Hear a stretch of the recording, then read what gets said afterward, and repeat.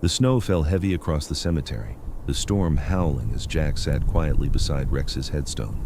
His eyes glistened, his breath trembling in the cold, mourning the loyal companion who had walked beside him for years. Then a little girl on crutches appeared, moving slowly through the storm. She stepped forward and placed a worn leather collar into Jack's hands.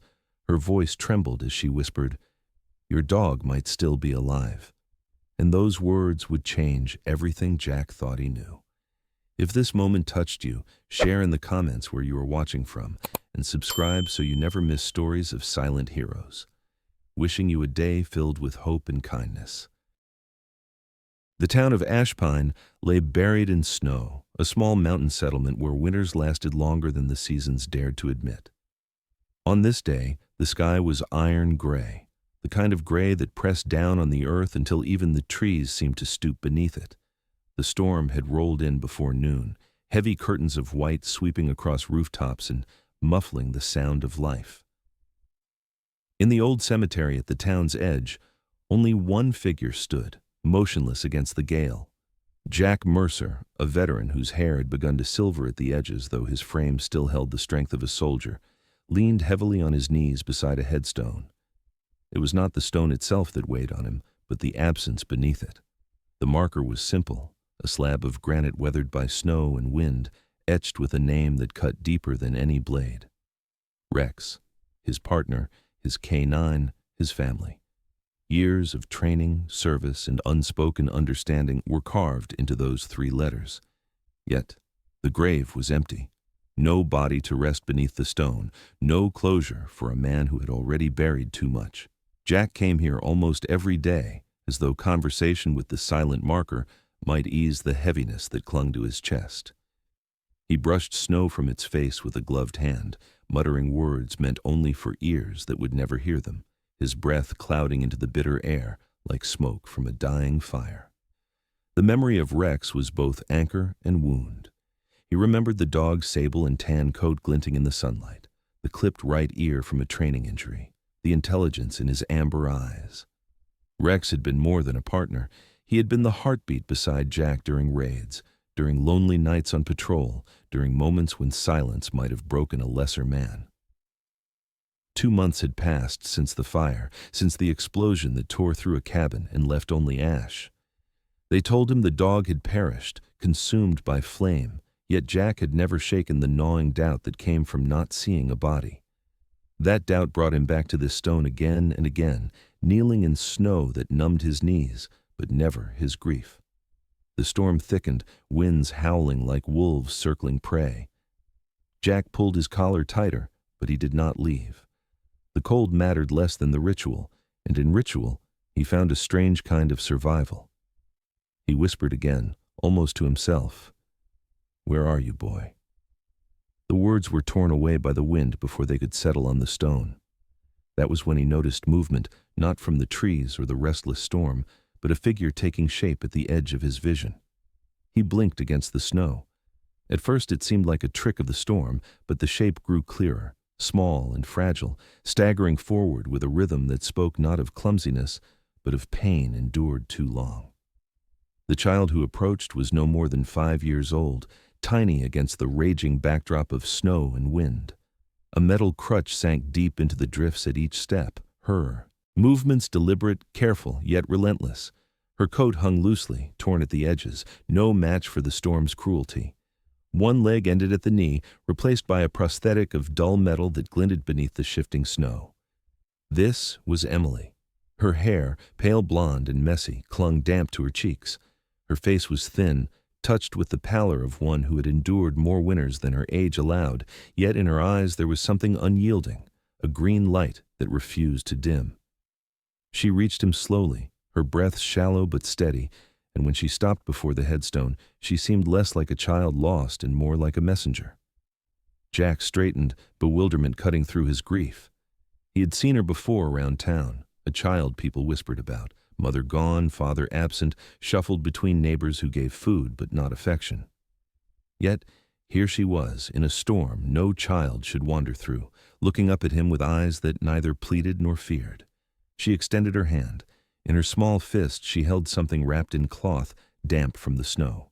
Her fingers uncurled slowly, deliberately, revealing a strip of worn leather darkened with age and weather, a collar.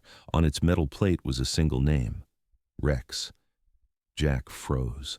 The air seemed to leave his lungs as though the storm had stolen it. His gloved hand hovered above the object but did not touch, afraid it might vanish if he did. The leather bore scratches familiar to him, the shape of the plate exactly as he remembered fastening it around Rex's neck years ago. His mind rebelled. Impossible, a trick, a cruel joke, but the detail was undeniable. His voice, when it came, was hoarse. "Where did you get this?"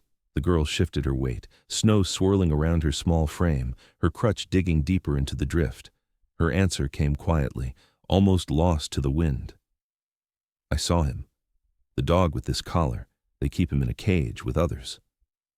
The storm seemed to fall silent inside Jack's chest. He stared at her, disbelief and longing colliding in his eyes. Every rational thought screamed that children imagine things, that trauma twisted memory. But something in Emily's voice was unshakable. It wasn't the tone of invention, it was testimony, raw and fragile, but true. Jack's mind flooded with images, the fire, the chaos, the void left behind. And for the first time in months, a spark of something pierced through his grief. Hope, dangerous and fragile. His throat tightened, words refusing to form, until all he managed was a whisper that barely carried past his lips. "Alive?" Emily nodded once, her eyes glistening but steady. "They hurt them," she said, her voice uneven. "But he didn't forget you." Those words cut deeper than the storm, deeper than the stone at his feet. Jack clenched the collar in his fist, the leather stiff but warm from her small hand. For the first time in months, his eyes lifted from the grave. He studied the girl. This fragile child standing against a storm stronger men avoided, and felt the ground shift beneath him. Loss and hope battled in his chest, neither yielding. The silence between them stretched until the wind itself seemed to bow to it. Jack dropped to one knee so he could see her eye to eye, snow gathering on his shoulders. He searched her face for lies, for fantasy, for anything that would let him dismiss her words, but all he found was the solemn conviction of a child who had no reason to invent such things. His voice was steadier now, though still thick with disbelief. "You're certain?" Emily's small chin lifted. "I saw him," she repeated. The storm wailed around them, but it felt strangely distant, like the world had paused to listen. For a long time, Jack said nothing. The collar was heavy in his hand, heavier than the stone beside him, heavier than all the nights he had spent kneeling in the snow, talking to a grave that held nothing but his own grief. The thought that Rex might still live clawed at him, terrifying and exhilarating in equal measure. He looked at Emily, this girl with a broken body but unbroken spirit, and realized her words had planted something in him that the storm could not extinguish. It was no longer just grief he carried from the cemetery. It was the burden of a question. If she was right, then Rex was out there, waiting. Jack rose slowly, his knees stiff from the cold, his fist clenched tight around the collar. He looked once more at the headstone, the snow already filling the grooves of Rex's name, then back at Emily, who stood watching him without fear.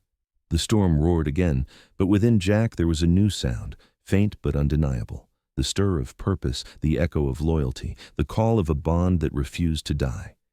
He had come to the grave searching for solace. What he found instead was a truth whispered by a child, a truth that might cost him everything but promised to give back more than he had ever dared hope. The night deepened over Ashpine, though the storm had eased into a steady fall of snow, soft flakes drifting in silence, as if the world itself had paused. Jack walked home from the cemetery with the collar clutched tight in his hand, Emily hobbling beside him, her crutch striking the frozen ground with a steady rhythm. The words she had spoken at the grave echoed in his head with every step, a fragile promise that refused to let go. When they reached the dim light of his cabin porch, he guided her inside, set her near the warmth of the small stove, and pressed a mug of heated broth into her cold fingers. His eyes never left the collar, as though afraid it might vanish like smoke if he blinked. Jack questioned Emily gently, his voice softened by the weight of her small frame and the courage she had shown. She recounted what she could remember, not in precise detail, but in the fragments of memory that clung to her young mind. There was a dirt road, she said, one that wound out past the frozen creek before curving toward the forest known as Fog Ridge. She remembered the smell of diesel in the air, the barking of dogs muffled by distance, and the rough hands that had shoved her before she escaped. Her words trembled at times, but her eyes did not falter. For one so young, marked by hardship and the burden of a prosthetic leg, her memory carried the weight of survival.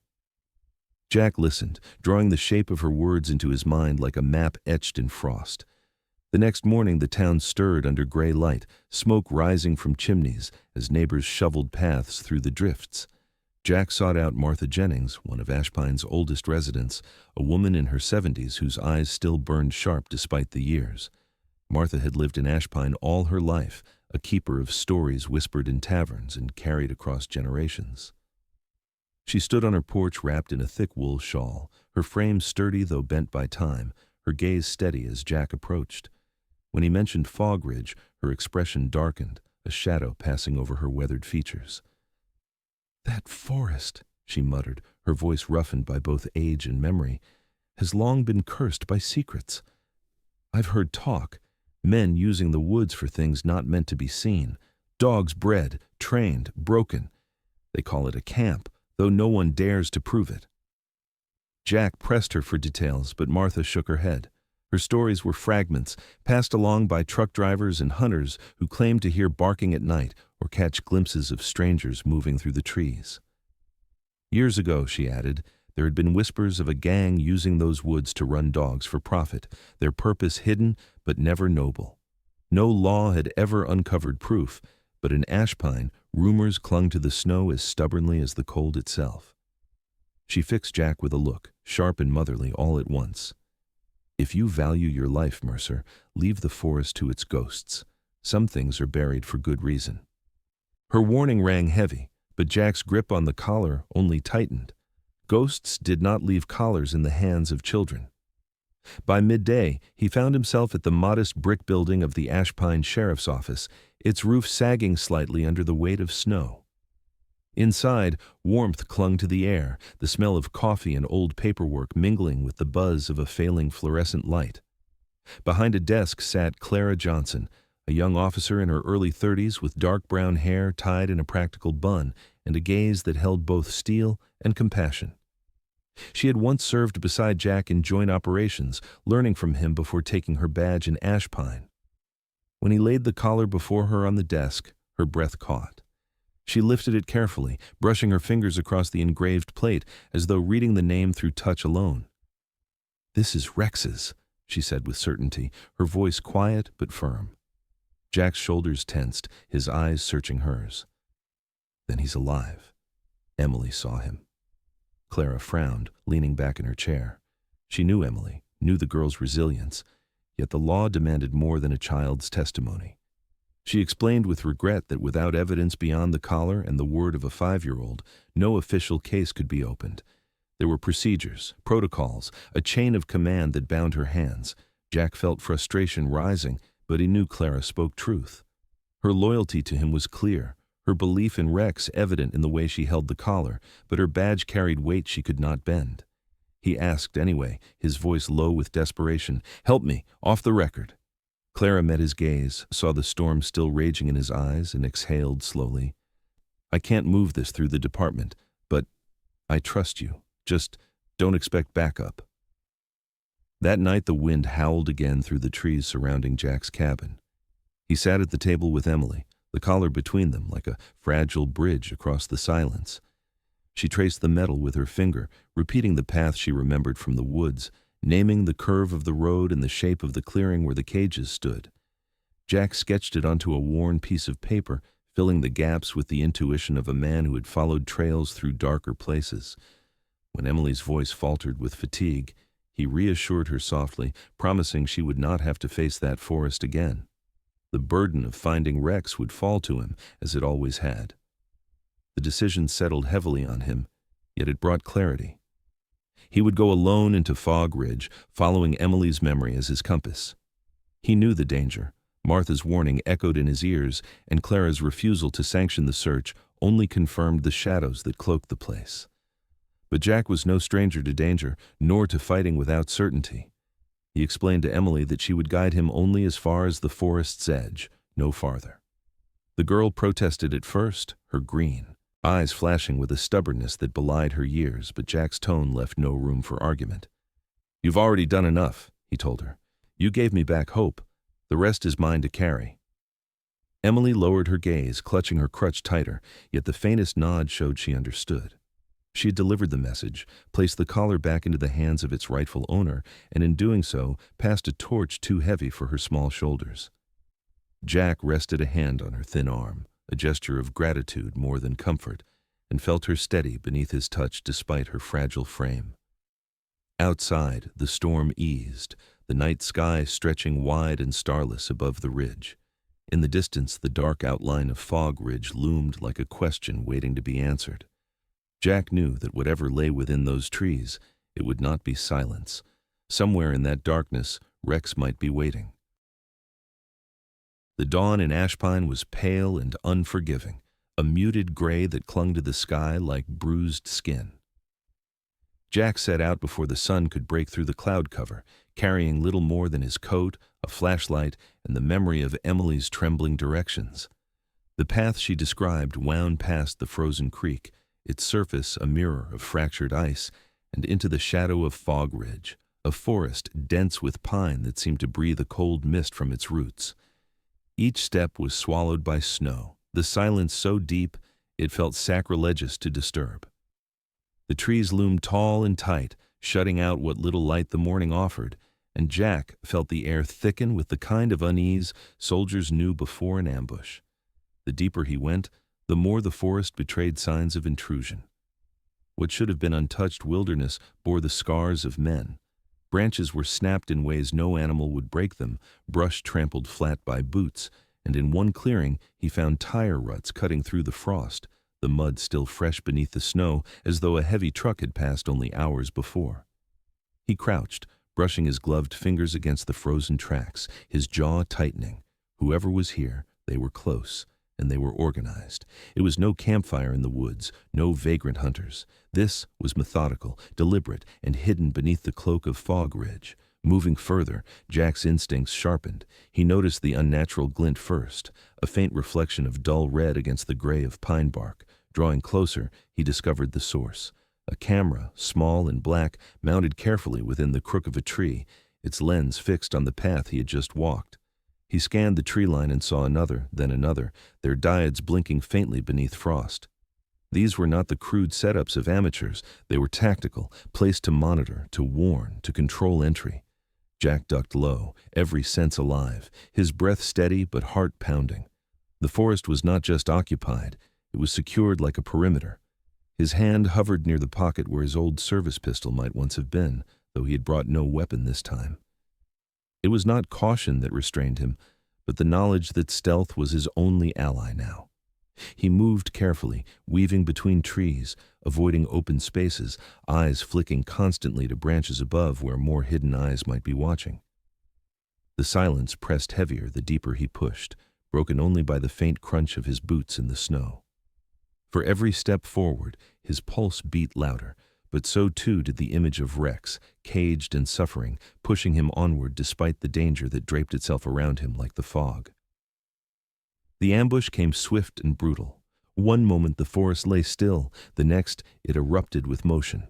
Figures in dark coats surged from the trees, their faces half hidden by wool masks, rifles slung across their chests. Jack spun, instinct driving him to fight, but the blow landed hard in his ribs, the butt of a rifle knocking the air from his lungs. Another strike came to his back, forcing him to his knees, snow exploding beneath his weight. Hands seized his arms, wrenching them behind him, and cold metal cuffs bit into his wrists. He grunted, head snapping up, eyes blazing defiance even as blood began to trickle from his lip. The men moved with discipline, not chaos. They were practiced, trained, not simple thugs. The leader among them was broad-shouldered, mid-40s, with a beard the color of rust and a scar dragging down the side of his jaw. His eyes were narrow, distrustful, yet calm in the way of men who had done this before. He gave no speech, only a nod, and Jack was hauled to his feet, his body aching from the blows. The muzzle of a rifle pressed into his back urged him forward deeper into the ridge. Snow clung to his lashes, breath coming harsh and short, but even restrained, he catalogued everything. The number of men, their weapons, the path they dragged him along. Old habits of survival died hard. Then he saw it. Through the blur of trees and mist, a shape moved at the edge of the clearing. A dog, leaner now, ribs showing beneath a coat once sleek and proud. The sable and tan fur was dulled by neglect, patches missing along the flank, but Jack would have known him even blindfolded. Rex. The dog's gait was tense, controlled, held on a short leash by one of the men. His eyes, once bright with loyalty, now burned with a sharpness that seemed unnatural, as though hollowed and filled with something feral. The sight ripped through Jack's chest like shrapnel. He tried to call out, but the words stuck in his throat. The handler barked a command in German, sharp and commanding, and Rex lunged toward a burlap target tossed into the snow. His teeth sank into it, tearing with precision, growls vibrating deep in his chest. The men laughed low, satisfied with the display. Jack watched, frozen, until in the midst of the drill, Rex's head lifted. Their eyes met. For a fraction of a heartbeat, the world stopped. Recognition flickered in those amber eyes, a memory breaking through the haze of training and cruelty. Rex's body hesitated, his growl softening, his ears twitching. The handler yanked hard on the leash, snapping him back to obedience, but Jack had seen it. That spark had not died. Jack's knees nearly buckled, not from the blows, but from the sight of his friend twisted into a weapon. He forced himself upright as the men shoved him onward, refusing to let despair drag him lower than the cuffs already did. His gaze clung to Rex, memorizing the flicker of recognition, the tremor of hesitation. For the first time since the fire, certainty replaced doubt. Rex was alive, but not free. And if the men saw weakness in the dog, they would carve it out with cruelty until nothing was left. Jack's jaw clenched, blood filling his mouth as he whispered to himself, unheard beneath the storm of footsteps. "Hold on, boy."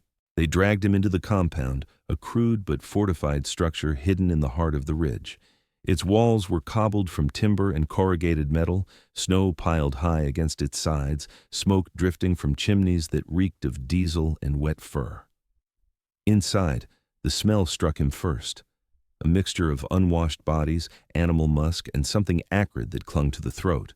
He was thrown into a small concrete room with a bolted iron door, the dim light flickering above. The cuffs were removed, only to be replaced by a chain anchored to the wall. As the door slammed shut, Jack sagged against the cold stone, his chest heaving. Outside, the bark of dogs echoed, Rex's voice among them, low and guttural. In the darkness, Jack's hand curled into a fist around nothing, the memory of the collar pressing into his palm, though it was no longer there. He had come seeking truth, and found it. Rex was alive, but changed, forced into obedience by men who saw only profit and control. Jack's body ached, but his resolve hardened. He had survived war, fire, and loss. He would survive this too. Somewhere beyond the door, his partner still remembered, and that sliver of recognition was the only weapon Jack had left.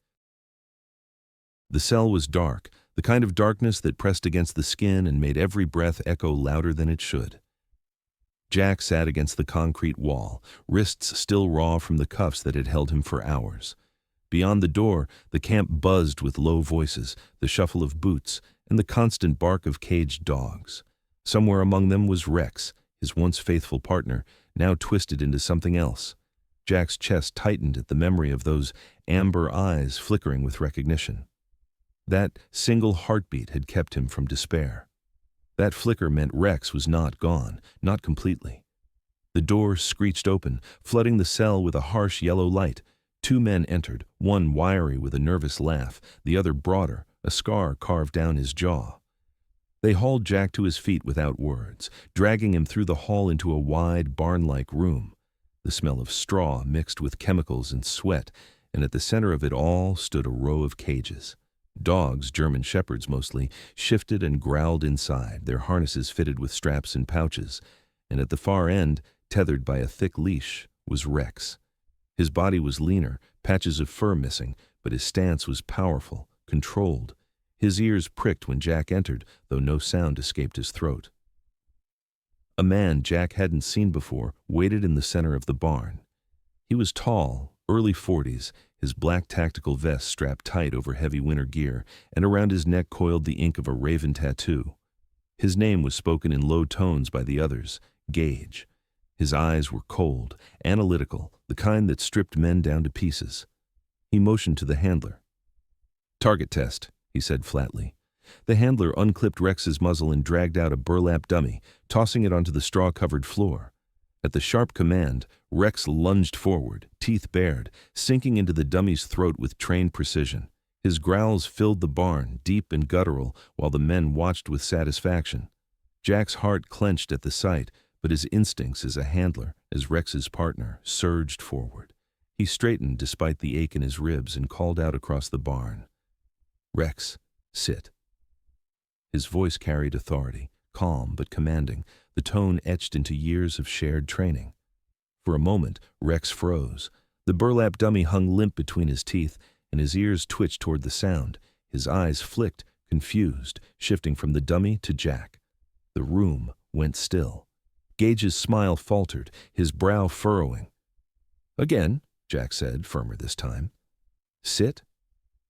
Rex dropped the dummy, his muscles trembling with hesitation. It was there. The bond, the imprint of years together, the commands drilled not through force but trust. The men shouted, the handler yanking on the leash, but Rex's body resisted. Jack stepped forward, only to be shoved back by a rifle barrel pressed to his chest. "Down!" Jack barked, his voice sharper, cutting through the chaos. Rex's legs bent, his body lowering for just a second, ears flat against his head, the memory of obedience flickering alive. The defiance did not go unnoticed. Gage cursed, nodding sharply, and one of the men raised a small black device. A jolt of electricity cracked through the air, the shock collar on Rex's neck sparking with cruel light. Rex yelped, body convulsing, thrown to the ground with a pained whine. Jack roared, lunging against the men who held him, his voice breaking with fury.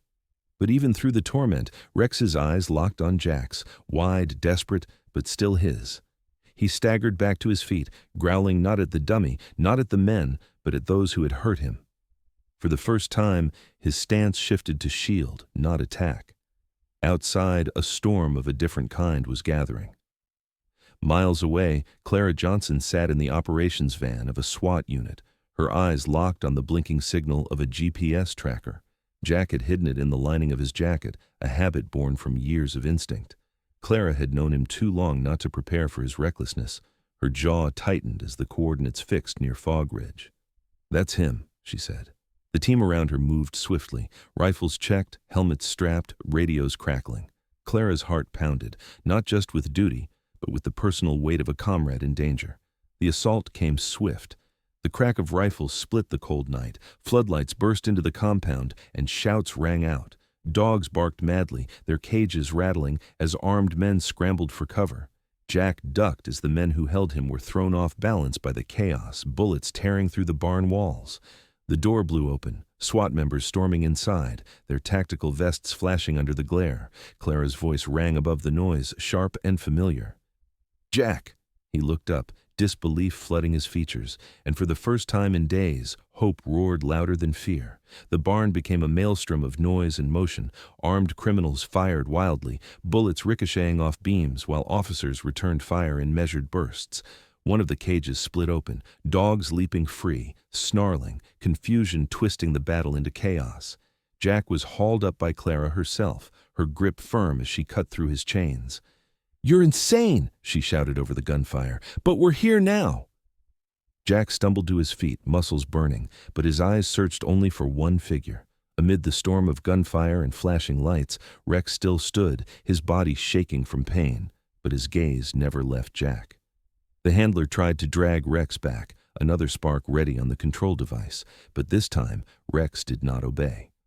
With a guttural snarl, he lunged, tearing the leash free, his body crashing through the haze of smoke and light. His paws hammered the ground as he closed the distance, bullets flying overhead, men shouting in panic. Jack braced himself, fear and hope warring in his chest, until the impact came.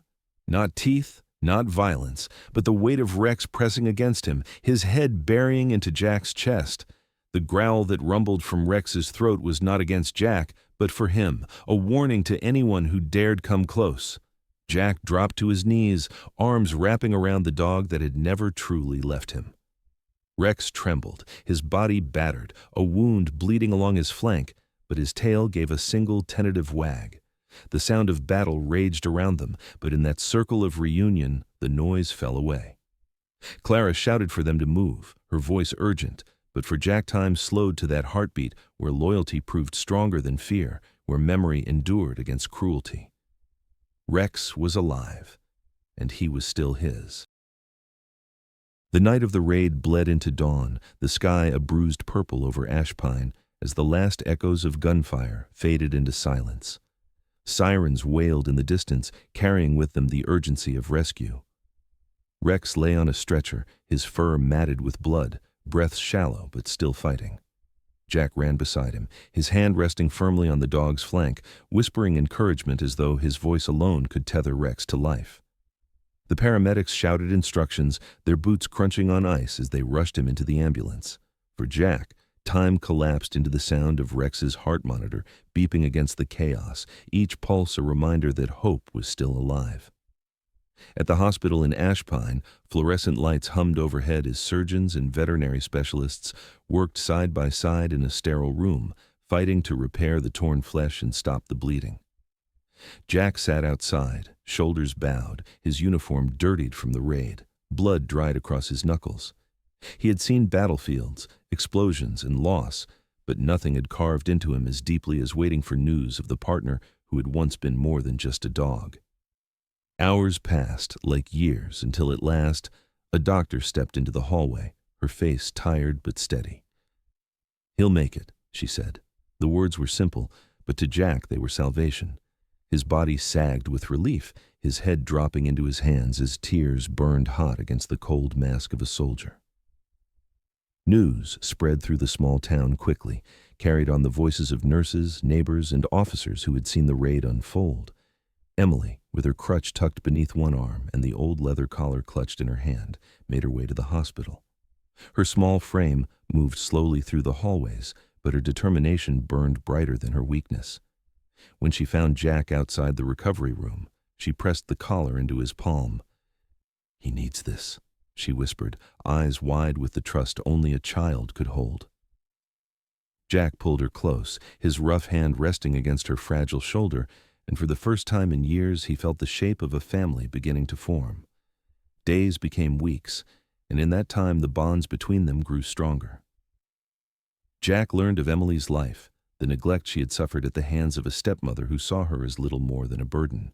The girl's resilience masked a loneliness no child should know.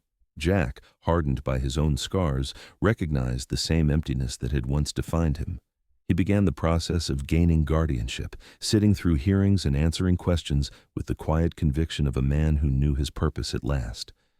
Clara stood at his side through each step, her presence steady, her faith in him unshaken. When the court ruled in his favor, Emily gripped his hand tightly, her eyes shining with a relief that words could not carry. For the first time in her young life, she belonged. Rex's recovery was slow but steady. Each day he grew stronger, his fur regaining luster, his amber eyes softening once more with recognition rather than fear. Jack spent every spare moment at his side, speaking softly, reminding him of commands once shared in fields far from Ashpine. Slowly, Rex responded, ears perking at his name, tail giving tentative wags, muscles learning to trust again. Emily visited daily, bringing scraps of sketches she had drawn of him, and Rex, ever patient, laid his head gently against her lap. Together, the three formed a bond not forged in war, but in survival, love, and second chances. Clara, inspired by what they had endured, approached Jack with an idea. In the aftermath of the raid, dozens of dogs had been recovered, their bodies scarred, their eyes haunted. Too many were destined for shelters that could not hold them, their futures uncertain. Clara proposed a center, a sanctuary where dogs like Rex could heal, and children like Emily could find hope. Jack hesitated at first, the weight of responsibility pressing on his shoulders, but Emily's eager nod and Rex's steady gaze gave him the courage to agree. Together, they named it the Silent Heroes Center, a place where loyalty, resilience, and compassion could be honored. Months later, the center's gates opened to the public. Volunteers and officers worked side by side, tending to kennels, offering training, and welcoming children who had been forgotten by the world. The air filled with the sounds of barking, laughter, and the hum of new beginnings. Jack walked the grounds in quiet pride, his uniform replaced by simple work clothes, his calloused hands gentle as he stroked the heads of dogs that once only knew chains. Clara handled the administration with determined grace, while Emily moved among the animals with a joy that seemed to lift her frail frame. Rex, though scarred, became the living emblem of what the center stood for, a reminder that no loyalty, once given, ever truly dies. One evening, the town gathered in the square for a memorial service honoring those lost in service and those who had been saved through sacrifice. A stage had been built, draped in the flag, candles glowing in the crisp night air. Jack stood at the podium in his uniform, the weight of his medals glinting under the lights, Rex seated faithfully at his side, Emily beside him in a simple blue dress that fluttered in the wind. The crowd hushed as Jack spoke, his voice low but carrying across the square. He spoke not of war, but of loyalty, of bonds that defy cruelty, of the silent heroes who walk beside us in fur and flesh alike. His words carried the ache of loss, but also the miracle of survival. As he finished, Rex raised his head and barked once, loud and strong, the sound echoing off the buildings and into the hearts of all who listened. The crowd erupted in applause, many wiping tears from their cheeks, the power of that single bark striking deeper than any speech. Emily looked up at Jack, her small voice carrying clearly, enough for those closest to hear. "No one is ever really forgotten," she said softly. "Not even a dog." The words, innocent and true, drew a ripple of silence before the applause swelled again, louder this time, as though the town itself had embraced her truth. Jack bent down, resting a hand on Rex's back and another on Emily's shoulder. For a moment, beneath the glow of the lights and the weight of the crowd's eyes, they were no longer broken pieces stitched together by circumstance. They were a family, forged in fire and storm, bound by loyalty, and reborn through hope. And in that moment, Ashpine learned what Jack had always known, that heroes do not ask for recognition, nor do they boast of sacrifice. They live quietly, love fiercely, and remind the world in both bark and whisper that no soul deserves to be left behind. At the heart of this story lies a simple truth. Compassion is never wasted, and silent sacrifices often change the world in ways no one sees. Jack, Emily, and Rex remind us that love can heal wounds deeper than scars, and that loyalty, once given, does not fade even in the darkest storms. We are called to be silent heroes in our own lives, to protect, to care, and to lift others when they cannot stand alone. If this story touched you, share it with someone you care about, leave a comment with what is on your heart, and subscribe so you never miss stories of faith, courage, and kindness. May God bless you and your loved ones with strength and peace.